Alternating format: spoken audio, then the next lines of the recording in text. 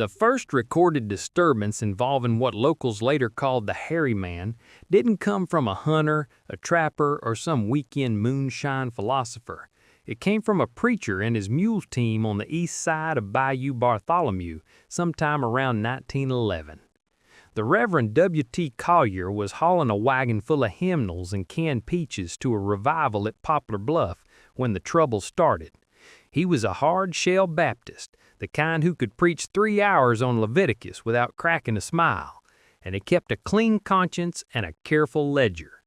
That ledger, discovered decades later among the yellowed minutes of the church association, held this simple note in his tidy, slanted script.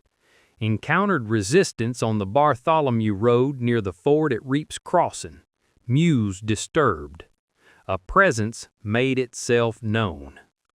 Those 6 words, a presence made itself known, are the first known documentation of what we now refer to as the Bartholomew River Ruckus. The setting was perfect for strangeness. The Bayou Bartholomew, called the longest bayou in the world, doesn't run so much as it wanders, curving through gum flats and cypress bottoms like a snake unsure of its next meal. In those days, before the timber companies straightened and dredged her banks, she was even more unruly. The water rose with the moon, the mosquitoes sang in key, and the night pressed down like wet wool. According to a later account written by a circuit rider named Parson Gid Bearden, the Reverend's wagon froze halfway through the crossing. The night went silent. No frogs, no owls, no wind in the cane. Then the bayou itself seemed to exhale, a single deep grunt that rolled like thunder trapped underwater. The mules reared, nearly upsetting the wagon. The Reverend steadied them with a prayer and a curse, but before he could move them forward, something large splashed down the bank behind him. What he saw, or thought he saw, was a figure as tall as a door frame, broad across the shoulders, wading through the shallows as if the mud were nothing. It didn't come closer. It didn't need to. Its eyes, he said, shone like a lantern trimmed low, steady and sorrowful.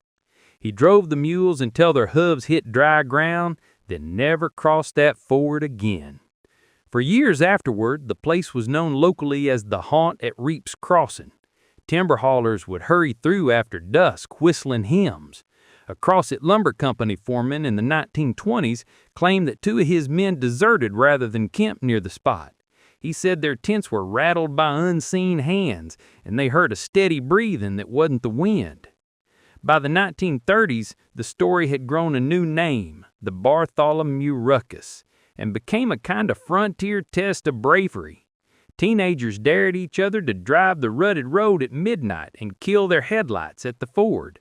The rules were simple. If you saw 2 orange lights across the water, you had to get out and shout your name just to prove you had no fear. Most kids didn't last 10 seconds before slamming the car into reverse, tires spitting gravel like fireworks. Old-timers added color as the decades went by. One insisted the creature wasn't a monster, but a guardian spirit left over from the Quapaw Nation, protecting sacred mounds near the bayou. Another swore it was a lost timberman, a logger who'd gone feral after a hurricane in 1889. One woman from the Longview side told me it was simply a man who forgot how to die. In Ashley County, you don't argue theology with people who've lived long enough to see it. When I visited the site myself, the road was nearly gone. Kudzu had swallowed the old bridge pilings, and the air smelt like copper and rain. A blue heron lifted off from the shallows, his wings so wide they seemed to part the mist. There was no sense of menace, just that eerie, watchful quiet our country does better than anywhere. Still, when I stood where the Reverend's wagon might have stalled, I caught the faintest sound, a low vibration that seemed to come from the water itself. Could have been a beaver tail, could have been a catfish breaching, or it could have been the echo of something still walking its beat along that ancient bayou.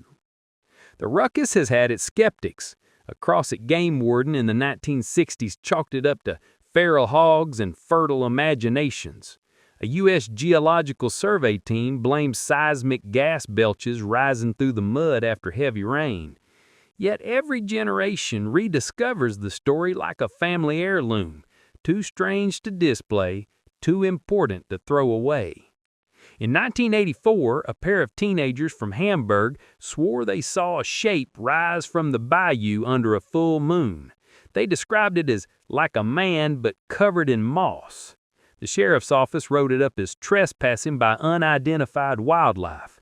The next week, the local paper printed a front-page story about an escaped circus chimp in Louisiana. The timing was convenient, but nobody in Ashley County bought it. The truth is, the Bartholomew didn't need a monster. It's already haunted by its own geography, by the ghosts of surveyors, timbermen, and mules that never came home. What we call a hairy man may just be the shape that darkness takes when it wants a body.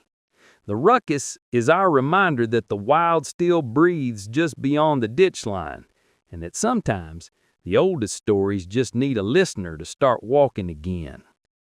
I left that place the same way the Reverend did, slowly, with one eye on the water. Halfway up the hill, I glanced back and saw the mist closing over the bayou neat as a blanket. Whatever made that sound, be it wind, beast, or memory, had gone back to sleep. But I have the uneasy feeling that it only sleeps lightly.